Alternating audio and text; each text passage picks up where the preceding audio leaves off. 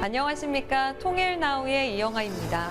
한 주간의 통일 소식 브리핑에서 전해드립니다. 통일부는 지난 3일 자유, 평화, 번영의 통일 한반도를 주제로 2024 국제 한반도 포럼을 개최했습니다. 이번 포럼은 8.15 통일 독트린에 따라 기존의 한반도 국제 포럼을 확대 발전시킨 국제회의로서 한반도 통일에 대한 국제사회의 지지와 연대를 강화하는 데 목적이 있습니다. 포럼에서는 반기문 전 유엔 사무총장이 기조연설을 맡았으며 현인택 전 장관의 축사에 이어 주요국 정부 관계자와 전문가들의 토론이 이어졌습니다.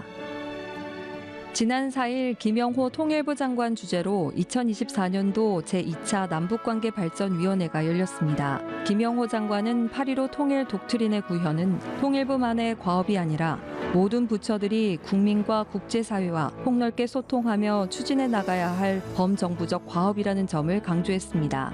이번 회의에서는 8.15 통일 독트린 이행을 위한 각 부처의 후속 조치와 공론화 방안 등이 논의됐습니다.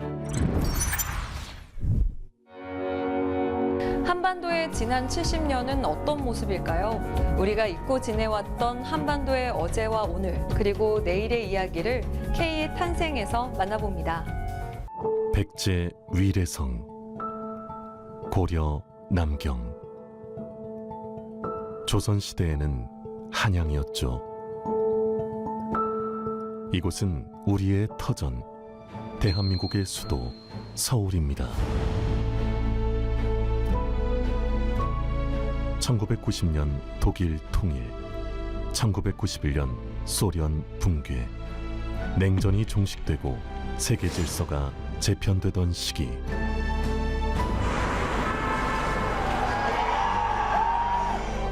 저는 이 땅에 첫 발을 내딛었습니다.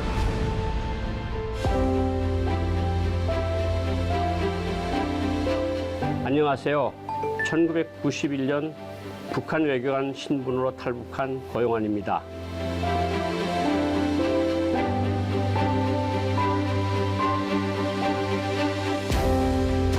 북한에서 40년, 남한에서 30년, 저도 어느새 70이 넘었네요.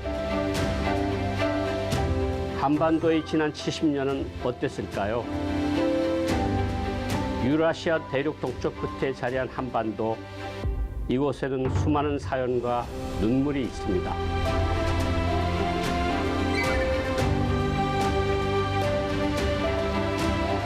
전 세계가 서로 긴밀하게 연결돼 있고 지구 반대편에 있는 나라 사람들하고 실시간으로 소통하는 그런 지금입니다. 북한 사람들을 얼굴을 마주보고 왕래를 하면서 북한 사람들과 서로 소통을 하는 그런 날이 정말 하루빨리 왔으면 좋겠습니다.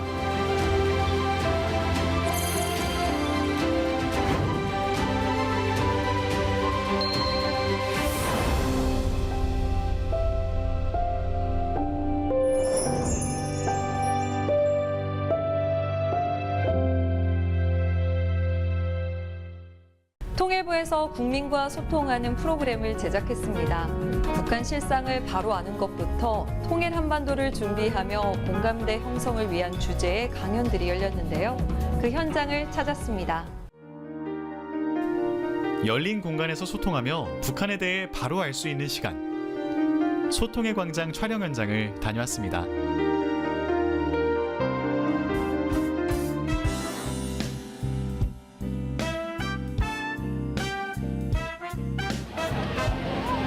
안녕. 혹시 잠깐 시간 될까요? 저희 좀 이따가 여기서 강연 프로그램 하는데 시간 되시면 놀러 오십시오. 예, 감사합니다. 네, 감사합니다. 안녕. 잘 가요.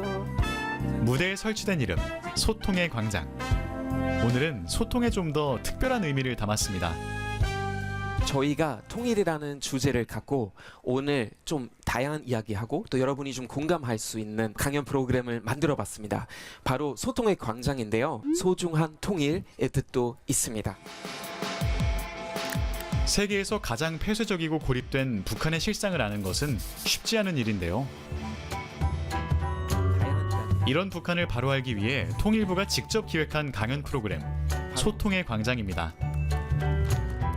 북한 인권부터 정치와 사회, 경제와 탈북, 정착 스토리까지 각 분야의 북한 전문가와 탈북민이 스토리텔러가 되었습니다.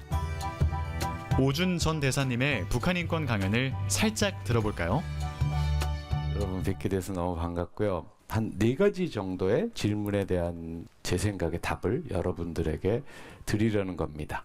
4가지 질문은 인권이란 무엇일까? 북한 인권이 왜 문제일까? 우리는 어떻게 해야 북한 인권에 도움을 줄까? 북한 인권과 통일은 어떤 관계가 있을까? 2003년서부터는 유엔이 북한의 인권 문제를 토의하기 시작했습니다. 북한 인권 조사관, 특별조사관이라는 자리도 만들었습니다. 전 세계에서 그런 특별조사관이 만들어진 나라는 한 10개밖에 없습니다. 그러다가 2014년에 북한 인권에 아주 중요한 일이 일어났습니다. 북한 인권조사위원회를 유엔이 만들어서 1년 동안 조사를 했습니다. 탈북자들 한 200여 명을 면담을 해서 자세하게 증언을 청취해서 400페이지가 넘는 보고서를 만들었습니다. 그 북한 인권 조사위원회 보고서에 의하면 북한의 인권 침해 상황이 심각하기 때문에 이 문제를 국제형사재판소에 회부하도록 검토해야 된다. 이런 결론을 내렸습니다.